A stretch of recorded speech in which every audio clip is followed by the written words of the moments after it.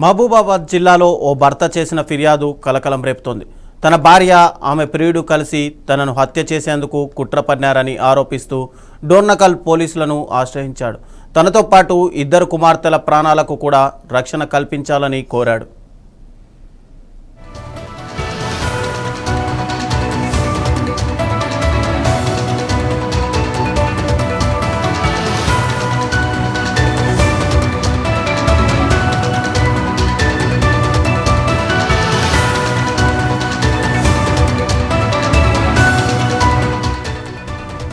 చిలుకోడు గ్రామానికి చెందిన రాజేశ్వరరావు పోలీస్ స్టేషన్లో ఫిర్యాదు చేశాడు.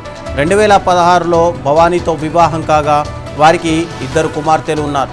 ఇటీవల భార్య ప్రవర్తనలో మార్పు కనిపించిందని, ఖమ్మానికి చెందిన సైదులతో ఆమెకు సన్నిహిత పరిచయం ఏర్పడిందని ఫిర్యాదులో పేర్కొన్నారు.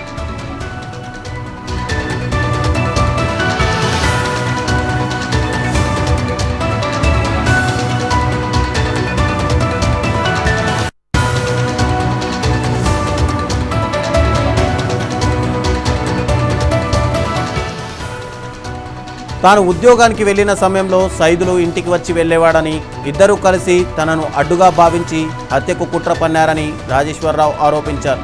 ఈ విషయానికి సంబంధించిన సెల్ ఫోన్ సందేశాలు సహా కొన్ని ఆధారాలను పోలీసులకు అందజేశారు. తన ప్రాణాలకు ముప్పు ఉందని, ఇద్దరు కుమార్తెల భద్రతపైన రాజేశ్వరరావు ఆందోళన వ్యక్తం చేశారు. వెంటనే రక్షణ చర్యలు తీసుకోవాలని పోలీసులను కోరారు. ఈ ఫిర్యాదును స్వీకరించిన డోర్నకల్ పోలీసులు అన్ని కోణాల్లో దర్యాప్తు చేపట్టారు. భర్త చేసిన ఆరోపణలపై పోలీసులు విచారణ ప్రారంభించారు. ఇక ఫిర్యాదులో సమర్పించిన ఆధారాలను పరిశీలిస్తూ వాస్తవాలు ఏంటన్న దానిపై దర్యాప్తు కొనసాగుతోంది.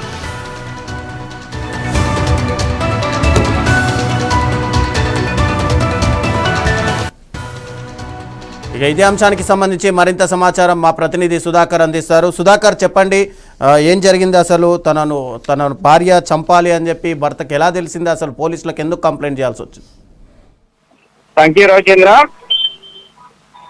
ఒక భార్య భర్తను ఎలాగైనా చంపాలి, లేదంటే నేనే సూసైడ్ చేస్తా, నేనే చనిపోతా అని చెప్పేసి ఆమె అతని ప్రియునికి వాట్సాప్ లో చాట్ చేయడంతో పాటు ఇది ఒక వైరల్ గా మారి బయటికి రావడం జరిగింది. ఎలాగైనా ఈ యొక్క వాట్సాప్, ఇన్స్టాగ్రామ్ లో ప్రియుడు భర్త పంపించిన మెసేజ్ చూసిన కంగుదిన్న భర్త ఎవరైతే ప్రియుడు ఉన్నాడో అతనే వాళ్ళ భార్య భర్తకు పంపించడం జరిగింది. మహబూబాబాద్ జిల్లా డోర్నకల్ మండలం చిలకొడుకు సంబంధించిన వెలుగులోకి వచ్చిన ఒక సంఘటనకు సంబంధించి 2016లో గాదే రాజేశ్వరరావు సూర్యాపేటకు సంబంధించిన భవానీ వివాహం చేస్తున్నారు.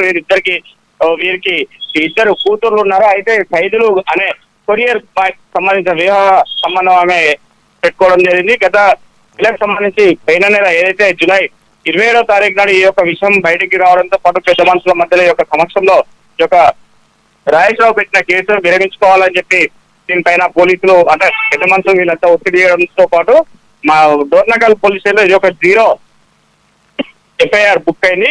ఈ క్రమంలో తన అన్నను ఎట్లా అక్కడి నుంచి తీసుకెళ్లాలని చెప్పేసి రాజేశ్వరరావు తమ్ముడు అతను వెంటబడి అతను అక్కడి నుంచి తీసుకొని వెళ్లి సూర్యాపేట జిల్లాకు పోవడం జరిగింది. ఇదే క్రమంలో చూస్తే అతని భార్య ఎలాగైనా అతన్ని చంపాలనే ఒక ఉద్దేశంగానే ఈ యొక్క పని చేసిందని చెప్పేసి వారు కూడా చెప్పడం జరుగుతుంది. ఎందుకంటే గత కొద్ది రోజులను చూస్తే ఇలాంటి చాలా విషయాలు జరుగుతున్నాయి, కానీ ఎవరు అంత పట్టించుకోకపోవడంతో పాటు వీరిపై ఎలాగైనా చర్య తీసుకోవాలని చెప్పేసి అతని తమ్ముడు రాజేశ్వరరావుకు సంబంధించిన తమ్ముడు అతను కూడా మొత్తం ఈ యొక్క కేసుకు సంబంధించి పూర్తి స్థాయిలో కూడా అతను కూడా మొత్తం మా అన్నను ఎలాగైనా పట్టించుకోవాలి, మా అన్నతో ఇలాగైనా ఇట్లా జరుగుతుంది, ఎలాగైనా చంపేస్తారని చెప్పి చెప్పడంతో పాటు అతను సంబంధించిన వీరికి దాంపత్య జీవితంలో ఇద్దరు కుమార్తెలు ఉన్నారని చెప్పి తాము ఖమ్మంలోని ఒక ప్రైవేట్ హాస్పిటల్లో ఉద్యోగం చేస్తున్న సమయంలో గత కొద్ది రోజులుగా భార్య ప్రవర్తనలో మార్పులు గమనించాయని చెప్పి తెలుసుకొని భర్త కూడా ఖమ్మంలోని ఒక కొరియర్ బాయ్ ని సైదులు పరిచయం చేసుకోవడంతో పాటు పర్సనల్ గా కాస్త ప్రేమగా మార్చుకోవడం, తన ఈ యొక్క సమయంలో ఇలాంటి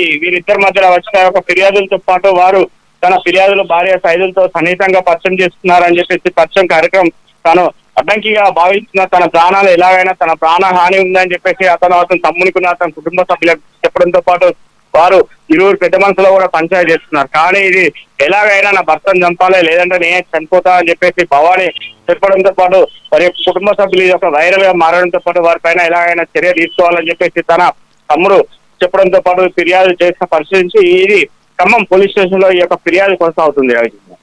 థ్యాంక్ యూ సుధాకర్.